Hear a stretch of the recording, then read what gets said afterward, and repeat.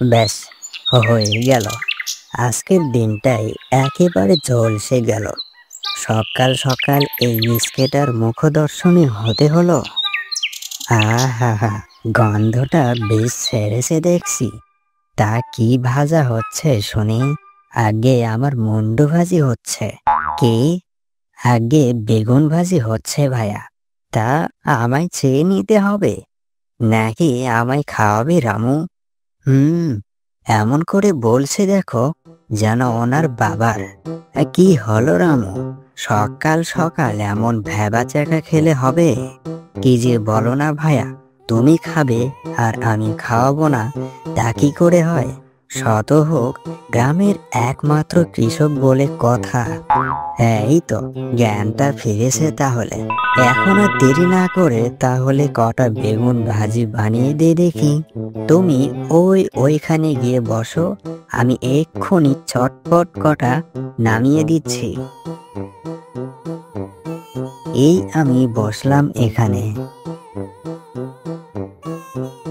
এই নাও, খেয়ে আমায় উদ্ধার করো দেখি। হ্যাঁ, খেয়ে আমার থালাগুলো আবার ফেরত দিও কেমন?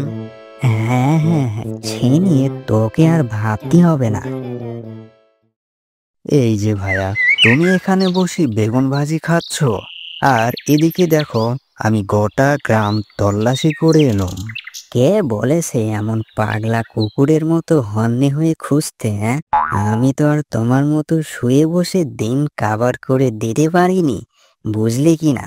তা তো বটেই। হাজার হোক আমাদের গ্রামের একমাত্র কৃষক বলেই কথা।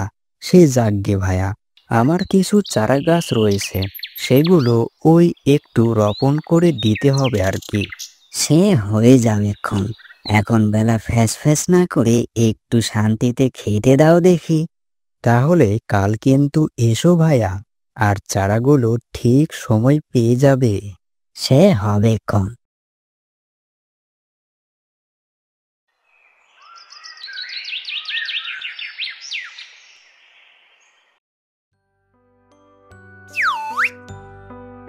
আজকের মতো কাজ শেষ। এদিকে বেলা গড়িয়ে যে দুপুর হতে চলল। আজ বোধ হয় একটু বেশি শ্রম দিয়েছি। হ্যাঁ, সেই সকাল থেকে চারা রোপণ করছি। এবার একটু বিশ্রাম নেওয়া যাক। শরীরটা বড্ড ক্লান্ত লাগছে। এত খাটলে আবার চামড়াটা না নষ্ট হয়ে যায়। হাজার হোক গ্রামের একমাত্র কৃষক বলে কথা।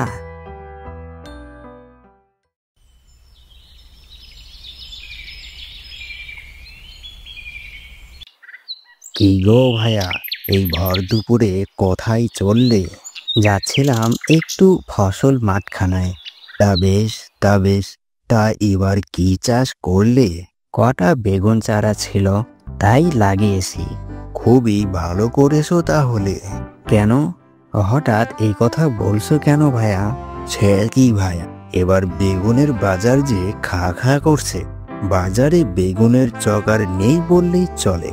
কিন্তু ভাইয়া, চারা রোপণ করলে কি করে? না মানে, আমাদের তো তেমন একটা দক্ষতা নেই। জানোই তো ভাইয়া, আমাদের গ্রামে কৃষক মাত্র একখানা। সে ছাড়া আর কেই বা চাষ করবে? কথা নেহাত মন্দ বলনি। এ নিয়ে তো কৃষক বেটার অহংকারেরও শেষ নেই। সে যাগ্গে ভাইয়া, এই ঠাডা পড়ানো রোদে আর কথা না বাড়ানোই ভালো। আসি গো ভাইয়া।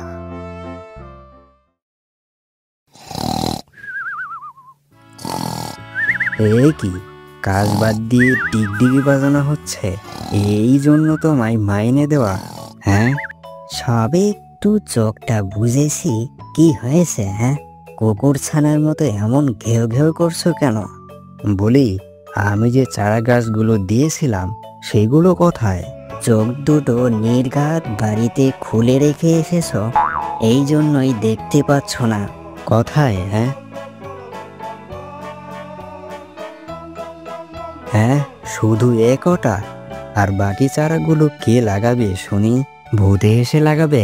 এতটুকুতে দেখছি মন ভরছে না, তাহলে এখন থেকে নিজে নিজেই চাষাবাদ করো। হ্যাঁ, আমায় আর ডেকো না যেন। আহা, উনি বসে আঙ্গুল চুষবেন। বলি, আমি নিজেই যদি চাষ করতে পারতাম তাহলে তোমায় আর তেল মালিশ করা লাগতো না, বুঝলে? পারবেই না যখন, তাহলে এত কথা কিসের? হ্যাঁ, যতটুকু করেছি তা হয়েও বেশি, বুঝলে কি না? যত সব। আমি হলাম যাকে বলে কিনা গ্রামের একমাত্র কৃষক। একবেলা কাজ করে একটু আয়েশ করব, তারও জনেই গো। না, এভাবে সোজা আঙ্গুলে ঘি উঠবে না।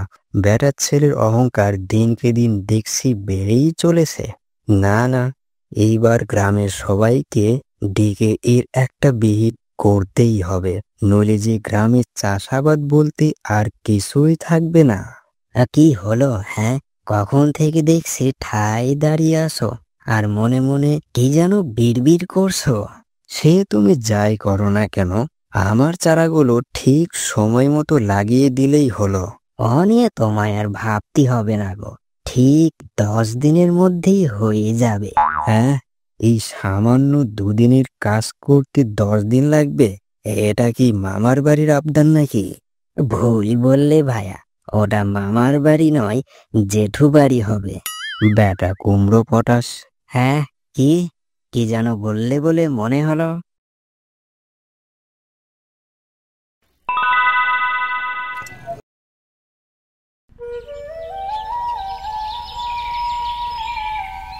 না, ঠায় দাঁড়িয়ে থাকতে থাকতে পা ব্যথা হয়ে গেল। এদিকে কারো টিকিরও অবধি দেখা নেই।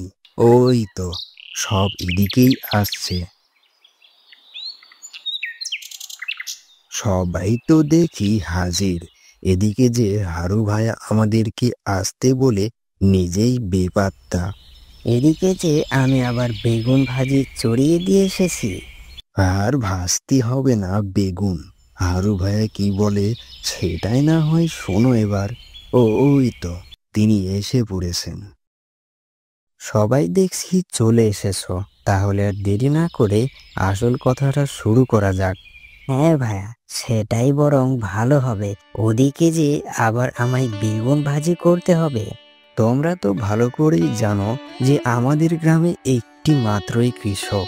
ইদানিং তার অহংকারে তো আমাদের চাষবাস লাটকে ওঠার যোগ হয়েছে। সে আর বলতে, এইভাবে চলতে থাকলে তো আমাদের চাষ করাই বন্ধ করতে হবে গো। এতে বরঞ্চ আমাদেরই ক্ষতি হবে। তার চেয়ে এখন থেকেই আমাদের চাষাবাদ আমরাই করব। কিন্তু ভাইয়া, আমি তো বেগুন ভাজি ছাড়া আর কিছুই পারি না, তাহলে আমি কিভাবে চাষাবাদ করব?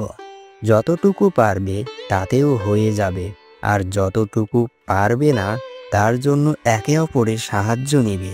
এতে করে ওই বেটা কৃষককে আর প্রয়োজন পড়বে না আমাদের।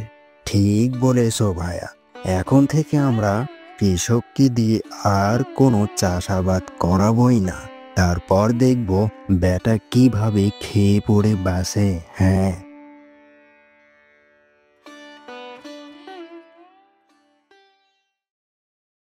আজ অনেক দিন হয়ে গেল, কিন্তু এখনো অবধি কেউ কোনো কাজের সন্ধান করতে এলো না।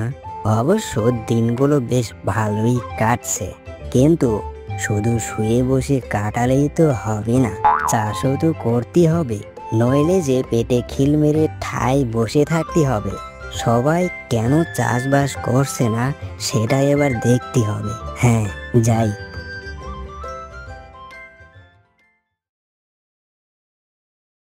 হ্যাঁ, কি আমি কি দেখছি?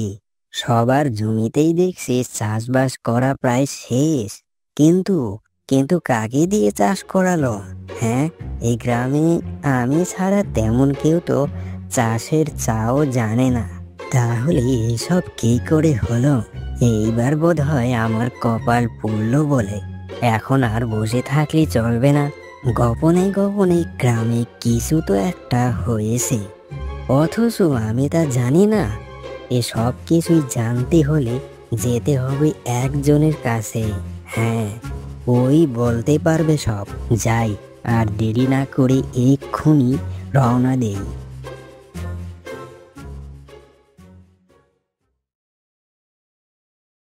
হারুদা, ও হারুদা, তুমি এখানে বসে আর এদিকে আমি গ্রাম তন্ন তন্ন করে খুঁজে এলাম তোমায়।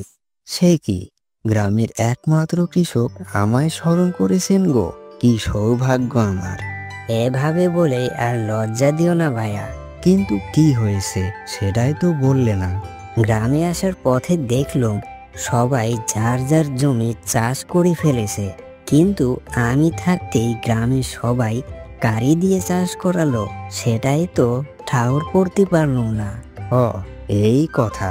ও নিয়ে তোমায় আর ভাবতে হবে না, এখন থেকে যার যার জমি সেই চাষ করে গো। হ্যাঁ, কৃষক দিয়ে আর কোনোদিন চাষ করাবে না। সে কি অলক্ষণে কথা, তাহলে আমার পেট চলবে কি করে? হ্যাঁ গো ভাইয়া, আমিও বেগুন ভাজির পাশাপাশি নিজের চাষবাস নিজেই করি।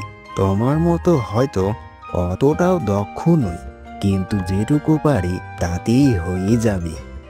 এবার আমায় বাঁচাও তোমরা, দয়া করে আমায় আরেকটা সুযোগ দাও। দিতে পারি, তবে একটা শর্তে। রাজি, রাজি, আমি সব শর্তেই রাজি। বলো কি করতে হবে? কাজে কোনো রকম ফাঁকি দেওয়া চলবে না। তার বলতে? আর তোমায় যে পারিশ্রমিক ছিল, এখন থেকে তার অর্ধেকই কাজ করে দিতে হবে, বুঝলে?